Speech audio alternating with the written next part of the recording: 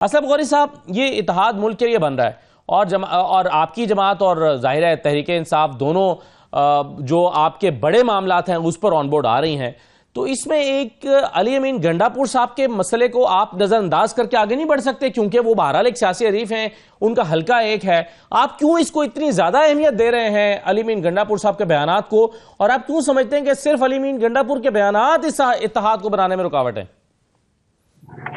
اسد بھائی بہت شکریہ. سب سے پہلے تو میں عید الفطر کے اس موقع پر آپ کو، آپ کی پوری ٹیم کو اور آپ کے ناظرین کو عید مبارک کہوں گا. اس کے بعد بات یہ ہے کہ جو آپ نے سوال کیا ہے اور شوکت یوسف زئی صاحب نے جواب دیا ہے. شوکت یوسف زئی پی ٹی آئی کے اندر ان لوگوں میں سے چند ایک لوگ ہیں جو اپنی بات کو حقائق کے تناظر میں رکھ کے کرتے ہیں، اور یہی وجہ ہے، اسی طرح کے لوگوں کی وجہ سے ہم ان کے قریب چلے جاتے ہیں. بات علی امین کی نہیں ہے جی. علی امین جیسے پتہ نہیں وہاں کتنے اس حلقے میں آئے. 1970 سے یہ حلقہ میرے پاس ہے. مفتی محمود صاحب جیتے تھے، ذوالفقار علی بھٹو صاحب پورے ملک سے جیتے تھے، صرف ایک حلقے سے ہارے تھے، وہ یہی حلقہ تھا. تو اس کے بعد مستقل کبھی ہمارے پاس رہا ہے، یہ کبھی نہیں رہا ہے. ہم اس کی بات نہیں کریں گے. علی امین کو اتنی بڑی چیز نہیں ہے کہ ہم اس کے اوپر رکھ کے کوئی بڑا ایشو بنائیں. بات یہ ہے کہ علی امین نے جو جملے آپ نے سنائے وہ علماء کرام کی توہین کی ہے. جمعیت علماء اسلام کی 2024 کی جو رکنیت سازی ہے، جو اس وقت الیکشن کمیشن میں بامائے شناختی کارڈ کی کاپی کے رجسٹرڈ ہے، 45,000 سے ابو 45 لاکھ سے 4.5 ملین سے ابو ہے. اس میں سے 25 لاکھ کے قریب علماء کرام ہیں. جب آپ علماء کرام کا مذاق ایک پارٹی کا سی ایم اس طرح اڑائے گا بیٹھ کے، اور سی ایم ذمہ دار آدمی ہے، کوئی کارکن نہیں ہے کہ اس کا میں نظر انداز کر دوں. اگر سی ایم نے مولانا صاحب کو نہیں کہا، سی ایم نے تمام علماء کرام کو کہا ہے. اور میں آپ کو بتاؤں، جمعیت علماء اسلام میں جو علماء کرام ہیں یا کارکن ہیں، وہ سیاسی کارکن بعد میں، پہلے مولانا فضل الرحمان کے عقیدت مند ہیں. عقیدت مند میں. اور لیکن آپ اسلم غوری صاحب یہ بھی سمجھتے ہیں نا کہ آپ کے خیال میں علی امین گنڈا پور صاحب جو ہیں وہ نہیں چاہتے کہ یہ اتحاد وجود میں آئے. آپ یہ کس بنیاد پر کہتے ہیں کہ چیف منسٹر جو ہیں وہ اس اتحاد کے حق میں نہیں ہیں؟ میں تو اسی بنیاد پہ کہتا ہوں جس بنیاد پہ کل سلمان اکرم راجہ کل سے کہہ رہے ہیں ہمیں ملنے نہیں دیا جا رہا پارٹی کے چیئرمین سے، اور وہ آج پورے لاؤ لشکر کے ساتھ گئے ہیں. میں تو اسی بنیاد کو کہتا ہوں جو بنیاد سے دنیا دیکھ رہی ہے کہ ہو کیا رہا ہے، کون کیا کر رہا ہے پارٹی کے اندر. مسائل پارٹی کے اندر ہیں اور وہ مسائل ہمارے گلے میں نہ ڈالے جائیں. ہم اتحاد کے خواہاں ضرور ہیں، لیکن اپنے کارکنوں کی، اپنے علماء کرام کی توہین کروا کے ہم ایسے کسی اتحاد کی ہماری ضرورت نہیں ہے. ہم اتحاد کرنا چاہتے ہیں برابری کے بنیاد پہ. کوئی بڑا ہے تو بڑے پن تو مظاہرہ کریں، اگر وہ بڑا نہیں ہے، بڑا سمجھتے ہیں تو خود چلنا چاہتے ہیں. چلو ہم تو تحریک چلا رہے ہیں.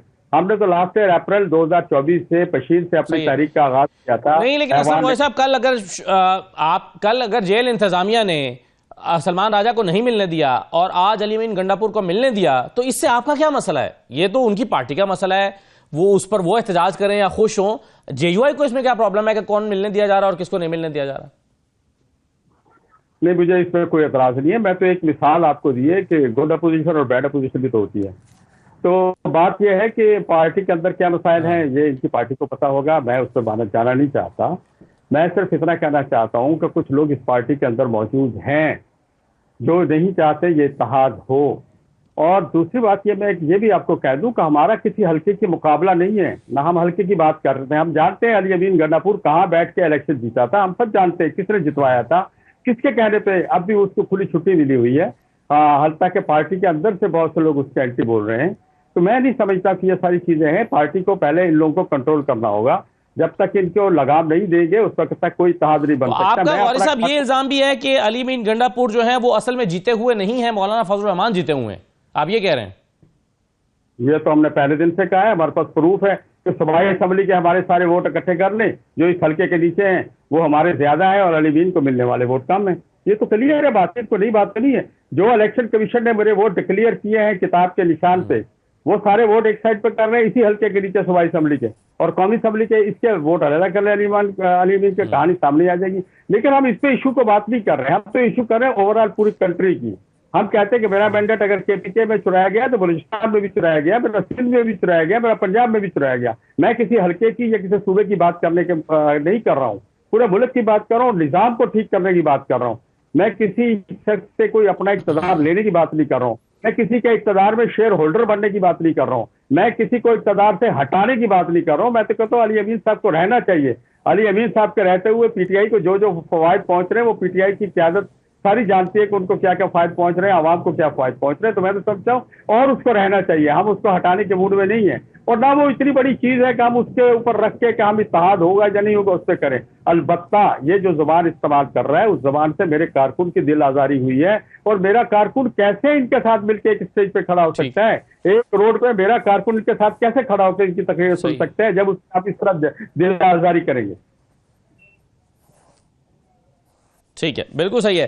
तो सर आप शौकत यूसुफजई साहब, आपने असलम गौरी साहब की गुफ्तगू सुनी है, बहुत सारे उनके पहलू हैं, लेकिन एक जो बारीक सा नुक्ता उन्होंने बयान किया है सवाल की सूरत में कि कल सलमान राजा साहब को तो मिलने नहीं दिया गया, लेकिन आज अली मीन गंडापुर और बैरिस्टर सैफ मिल लिए हैं, आज तो मुलाकात का दिन भी नहीं था, तो ये कैसे हो गया और इसका क्या मानी है? वो ढूंढ रहे हैं इसमें मानी। ये तो खैर कोई बात नहीं है, ये तो अब इंतजामिया की अपनी मर्जी है। अब हम जाते हैं, हमें मुलाकात की इजाजत नहीं मिलती है, तो इसमें क्या है, और हमें तो बिल्कुल मिलने ही नहीं दिया जा रहा। तो ये इससे क्या फर्क पड़ता है, मतलब इससे हम क्या साबित करें? क्योंकि अगर अली अमीन गंडापुर के बारे में अगर कोई ये कहता है कि यार वो इमरान खान के साथ नहीं है, तो ये भी गलत है। वो बिल्कुल इमरान खान के साथ है, इमरान खान के सिपाही है। अब जाहिर है, मैंने आपसे कहा ना कि जो हल्के के इख्तिलाफात हैं वो कायम रहते हैं, क्योंकि हम खुद सियासत करते हैं, हमें पता है हमारे अपने हल्कों में मतलब बहुत सारे इश्यूज ऐसे होते हैं कि वो हल्के के लोग जो है वो ताउन करने के लिए तैयार होते हैं, लेकिन वर्कर नहीं मानते हैं। वो इश्यूज रहते हैं काफी।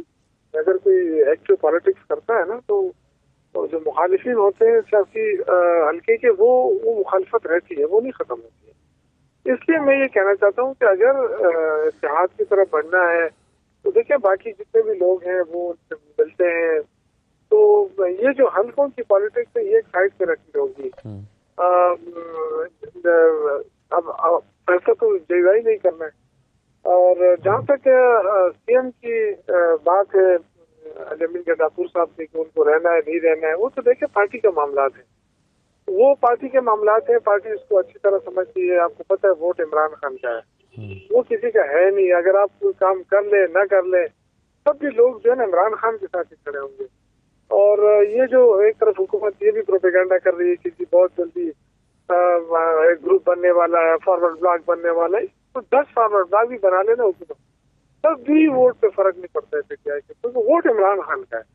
तो ये सारी चीजें हैं, सारी चीजों को हकीकत के साथ जो ताल्लुक है उसका, उस हकीकत के साथ ही चलना पड़ेगा। वैसे पीटीआई मौलाना फजल रहमान का इत्तेहाद चाहती भी है या नहीं, या मौलाना फजल रहमान के आने से उन्हें कोई फायदा है भी या नहीं, इसकी असेसमेंट आप कैसे करते हैं?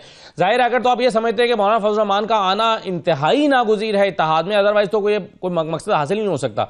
अगर पीटीआई की समझती है तो जाहिर है फिर वो शिकायत दूर करेगी जो जेयूआई की हैं, और अगर जेयूआई की शिकायत दूर नहीं हो रही शौकत यूसुफजई साहब, तो इसका मतलब ये हुआ कि पीटीआई समझती है कि ठीक है अगर इत्तेहाद में आ जाए तो भी ठीक है, नहीं भी आते तो भी ठीक है। इस पे बहस हो सकती है, पार्टी के अंदर भी इस पे बहस होती है, लेकिन जो लोग इसके हामी हैं उनको भी तो कोई अच्छा रिस्पांस नहीं मिल रहा है। उनको भी तो यही कहा जाता है कि जी इनके पास इख्तियार नहीं है, और ये इनके क्या ये फैसले जो है अगर ये कर भी लें तो उनको कौन मानता है।